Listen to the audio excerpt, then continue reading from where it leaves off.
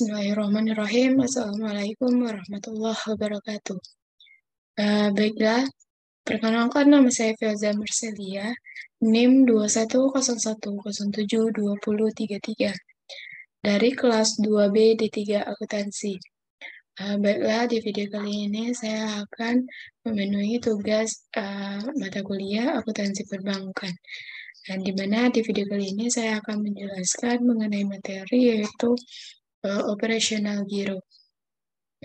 Nah, sebelumnya yang pertama yaitu kita akan membahas mengenai poin-poin poin-poin yang ada di operasional giro. Yang pertama yaitu mengenai definisi simpanan giro. Yang kedua yaitu mengenai jenis-jenis giro dan manfaat. Yang ketiga yaitu pembukaan, penyetoran, penarikan, dan penutupan giro. Yang keempat yaitu mengenai definisi cek. Yang kelima yaitu mengenai syarat cek dan jenis-jenis cek. Yang keenam yaitu mengenai definisi beliet giro. Nah, sebelumnya kita itu masuk ke definisi simpanan giro, di mana sebelumnya definisi simpanan giro ini menurut Undang-Undang Nomor 10 Tahun 1998, simpanan giro adalah simpanan yang penarikannya dapat dilakukan setiap saat penarikannya setiap saat dengan menggunakan cek, beliet giro, sarana perintah lainnya, atau dengan cara pemindah bukuan. Nah, simpanan giro dapat ditarik berulang kali dalam sehari jika dananya masih mencakup. Selain dana yang masih mencukupi, pemilik giro juga harus memperhatikan syarat yang ditetapkan oleh bank yang bersangkutan. Penarikannya dalam pengertian tersebut adalah diambilnya dana dari rekening giro yang mengakibatkan berkurangnya dana dalam giro. Penarikan giro dapat dilakukan secara tunai maupun non-tunai. Penarikan secara tunai dilakukan dengan menggunakan cek, sedangkan penarikan non-tunai dilakukan menggunakan beliet giro. Dengan cara pemindah bukuan rekening seperti yang sudah dijelaskan sebelumnya bahwa simpanan giro itu dapat diambil secara tunai dengan menggunakan cek ataupun beliet giro. Nah, selanjutnya yaitu mengenai yang kedua, poin kedua itu mengenai jenis-jenis giro dan manfaat giro. Nah, jenis-jenis giro itu ada dua. Yang pertama yaitu giro atas nama pribadi atau perorangan. Nah, giro yang dimiliki atas nama individu atau usaha dengan nama pemiliknya. Usaha ini meliputi seperti toko, restoran, bengkel, dan usaha lainnya dengan nama pemiliknya. Untuk membuka rekening giro atas nama pribadi, bank menerapkan jumlah setoran terkecil sekitar Rp250.000. Nah, selanjutnya yaitu yang kedua yaitu jenis giro. Yang kedua yaitu giro atas nama lembaga atau perusahaan. Dan di mana giro atas nama lembaga atau perusahaan ini adalah giro yang dibuat untuk badan, misalnya organisasi masyarakat, instansi pemerintah, badan usaha seperti PT, CV, yayasan, koperasi, dan lain-lain. Untuk membuka rekening giro atas nama badan, bank merupakan jumlah setorannya terkecil sekitar Rp500.000. Nah, yang selanjutnya itu mengenai manfaat giro. Nah, di mana manfaat giro itu ada 5 poin. Yang pertama yaitu dapat dicairkan kapan saja. Yang kedua yaitu dapat melakukan transaksi dengan menggunakan cek atau beliet giro. Yang ketiga yaitu giran tidak perlu membawa uang tunai atau cash dalam jumlah banyak. Yang keempat yaitu tidak ada limit. Yang kelima itu transaksinya fleksibel. Nah, selanjutnya itu kita masuk ke poin ketiga yaitu mengenai pembukaan, penyetoran, penarikan, dan penutupan giro. Nah, pembukaan di sini yang pertama yaitu pembukaan giro, di mana pembukaan giro itu yang pertama pembukaan giro itu yaitu yang poin pertama yaitu perseorangan atau menyerahkan fotokopi atau KTP, fotokopi KTP atau SIM atau paspor. Nah, itu yang kedua yaitu badan usaha atau menyerahkan fotokopi akta pendirian, pendirian perusahaan, anggaran dasar, atau akta perubahannya. Jadi yang ketiga itu tidak tercantum di daftar hitam nasional atau DHN. Nah, selanjutnya itu mengenai penyetoran giro, di mana poin pertama itu nasabah mengisi dan menyerahkan formulir setoran giro ke teller. Yang kedua, teller menerima dan memeriksa kwitansi setoran atau giro. Ya, yang ketiga itu teller menerima uang tunai. Nah, yang selanjutnya itu mengenai penarikan giro. Nah, penarikan giro di sini yaitu penarikan dana giro hanya dapat dilakukan melalui media cek dan atau billet giro.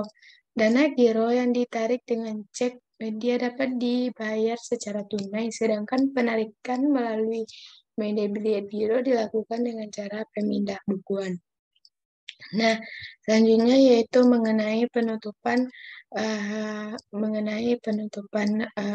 giro, di mana poin yang pertama yaitu penutupan rekening dapat dilakukan atas permintaan nasabah atau keputusan bank dengan alasan tertentu. Yang kedua, nasabah tidak dapat melakukan aktivitas transaksi pada rekening yang telah ditutup. Yang ketiga itu seluruh sisa buku atau billet giro yang belum digunakan oleh nasabah harus dikembalikan ke bank. Bank akan menutup secara otomatis. Nah, selanjutnya yaitu definisi cek.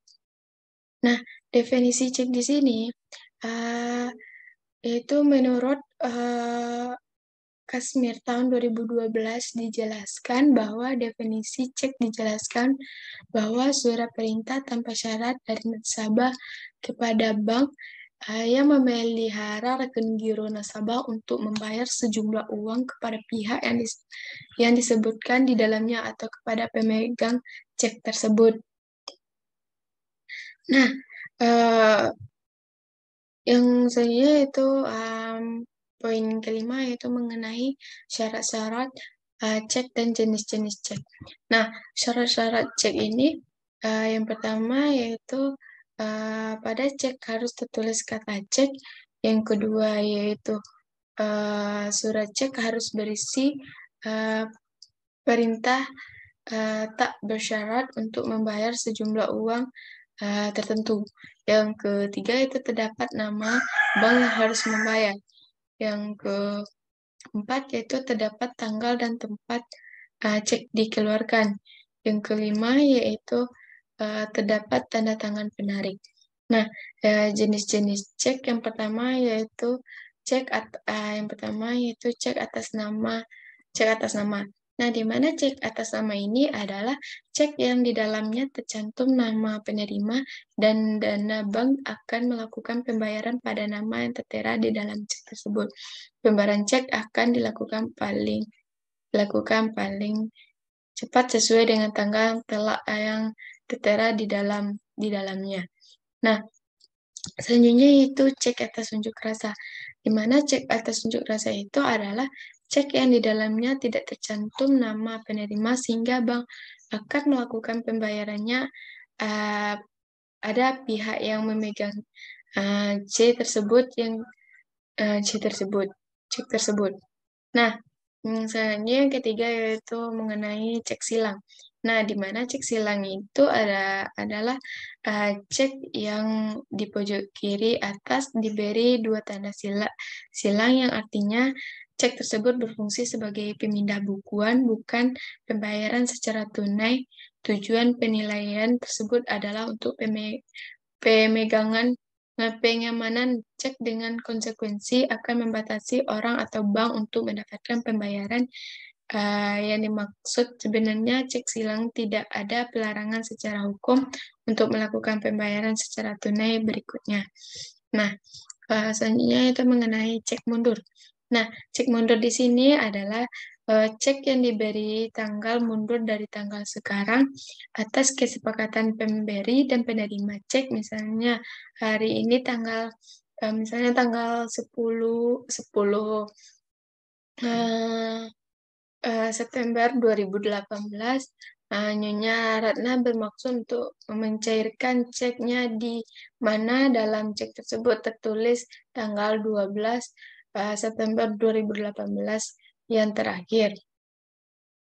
2018. Nah, selanjutnya yaitu mengenai cek kosong. Nah, di sini cek kosong ini adalah cek yang dananya tidak mencukupi. Contohnya di dalam cek tertulis angka sebesar 27 juta rupiah, sedangkan dana yang tersedia dalam rekening giro hanya 5 juta rupiah.